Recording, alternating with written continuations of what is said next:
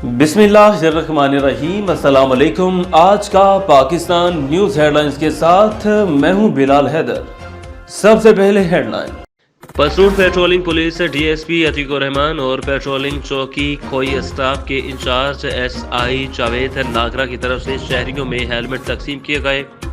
Motorcycle सवारों को patrolling police चौकी खोई स्टाफ के सामने रोककर इनको हेलमेट दिए गए और हेलमेट के मुताबिक शहरियों को आगाही भी दी गई और आप सब हेलमेट पहना करें और ये आप लोगों की सेफ्टी के लिए है।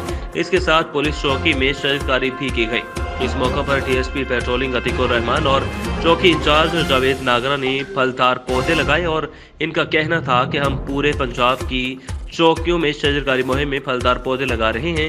और इस मौके पर साबिक जनरल सेक्रेटरी एजाज अहमद खोखर, सहाफ़ी लेक अहमद भट्ट, सहाफ़ी अवैस राजपूत, सहाफ़ी अलमास बेग, सहाफ़ी मियां अलियास और सैयद हसनैन केलानी ने शिरकत की।